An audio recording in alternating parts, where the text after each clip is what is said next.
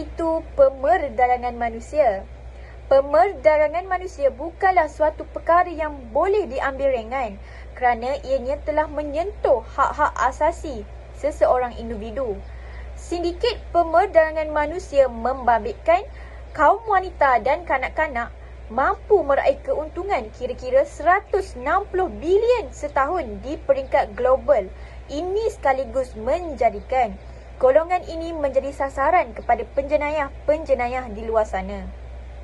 Selain itu, dianggarkan juga lebih 2 juta wanita dan kanak-kanak menjadi mangsa terhadap pemerdagangan manusia setiap tahun dengan 1/3 daripadanya dari Asia Tenggara. Wanita diperdagangkan kerana mereka mudah termakan dengan janji-janji manis, janji-janji palsu ataupun terikat dengan hutang-hutang. Keadaan ini berlaku disebabkan oleh beberapa faktor.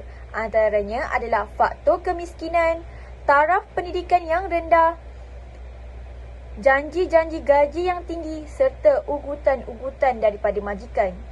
Faktor-faktor yang saya nyatakan sebentar tadi adalah lebih memihak kepada negara jiran kita, iaitu negara Indonesia. Bagi negara Malaysia pula, isu keganasan rumah tangga merupakan asbab terjadinya pemerdagangan terhadap kaum wanita dan kanak-kanak. Manakala perbezaan gender mempunyai persamaan untuk terjadinya perkara sebegini antara negara Indonesia dan Malaysia.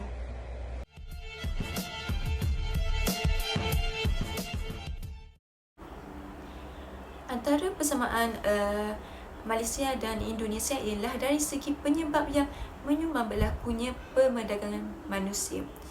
Punca yang pertama yang sama antara Malaysia dan Indonesia ialah pegawai awam yang menerima rasuah daripada penjenayah pemerdagangan manusia.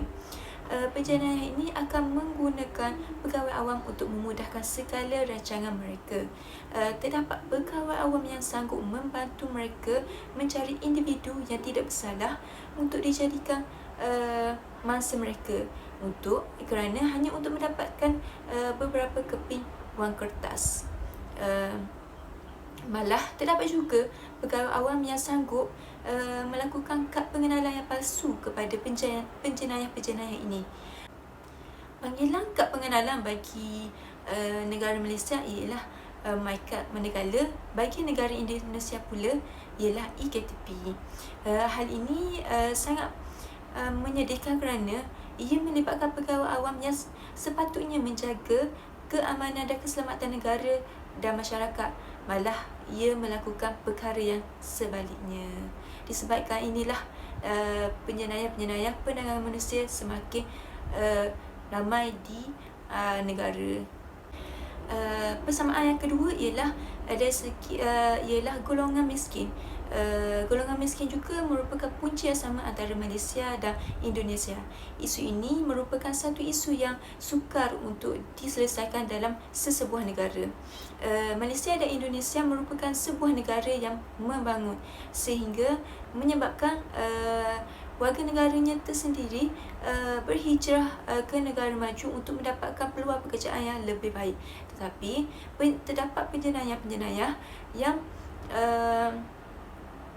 yang akan membuatkan janji-janji palsu kepada mereka seperti pekerjaan, tempat tinggal dan hidup yang lebih baik. Malangnya, selepas mereka dibawa keluar daripada negara, mereka akan dijadikan sebagai seorang buruh atau hamba yang paksa. Tengok persamaan antara Indonesia dan Malaysia. Apa persamaannya? Ialah dalam perdagangan manusia, ialah taraf pendidikan yang rendah. Kedua-dua negara ini terlibat dalam perdagangan manusia sebab kerana pendidikan yang rendah. Mereka ni atau rakyat Indonesia atau Malaysia ni terpedaya dan mangsa akan terlibat kerana tiada pengetahuan. Okey, tambah-tambah lagi dekat Indonesia ni keutamaan diberikan kepada golongan lelaki berbanding wanita dalam pendidikan. Oleh sebab tu mereka ni dijanji-janjikan dengan janji manis untuk mendapatkan kemewahan. Sebab tu mereka ni terjerumus dalam aktiviti perdagangan manusia. Apa buktinya yang menunjukkan taraf pendidikan yang rendah ni menyebabkan perdagangan manusia? Okey, 2 daripada 3 berasal daripada Kalimantan, Indonesia mengaku mereka tidak mempunyai pengetahuan tentang perdagangan manusia dan telah menjadikan korban dalam perdagangan manusia seperti pekerja seks di mana di Kuala Lumpur sendiri di negara kita. Okey, kita pergi tengok pada persamaan yang seterusnya ialah penguatkuasaan undang-undang masih lagi lemah. Penguatkuasaan yang tidak secara sistematik walaupun adanya undang-undang dan akta-akta, masih berlakunya kes penyeludupan manusia di Indonesia dan Malaysia. Buktinya apa? Buktinya ada 1,000 orang mangsa yang keluar negara untuk terlibat dalam perdagangan manusia walaupun sebagai kerja domestik. Sementara bukti di Malaysia pula dalam laporan perdagangan manusia 2014-2017 oleh Jabatan Negara Amerika Syarikat telah menurunkan tahap 3 kepada tahap 2 perdagangan manusia di Malaysia. Sebulan mematuhi sepenuhnya standard minimum bagi penghapusan perdagangan orang di Malaysia di bawah Akta Perlindungan Mangsa Perdagangan Orang dari Amerika Syarikat.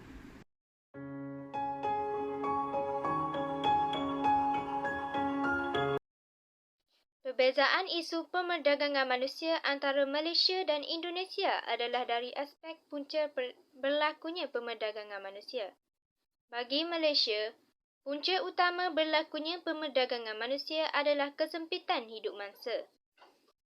Kemiskinan di negara asal menyebabkan mereka berusaha untuk mencari rezeki di negara luar. Namun, ada sesetengah pihak yang cuba mengambil kesempatan terhadap mereka. Sebagai contoh, agensi perekrutan. Agensi ini akan menguruskan segala urusan kemasukan mereka dan sesetengah akan dipaksa untuk menjadi buruh paksa atau GRO. Manakala, bagi Indonesia pula, punca utama berlakunya perdagangan manusia adalah mangsa terpengaruh dengan tawaran kerja yang ditawarkan. Hal ini kerana Malaysia merupakan negara yang pesat membangun. Permintaan buruh yang ramai dalam kalangan majikan tempatan kerana kos perbelanjaan yang murah. Oleh itu, sesetengah warga Indonesia dijanjikan gaji yang lumayan oleh sesetengah majikan. Namun, hakikatnya, mereka digunakan untuk menjadi hamba, buruh paksa dan GRO. Perbezaan perdagangan antara Malaysia dan Indonesia ialah perdagangan di Indonesia dan di Indonesia sangat berleluasa kerana negara mereka miskin berbanding dengan Malaysia yang kurang berlakunya perdagangan manusia.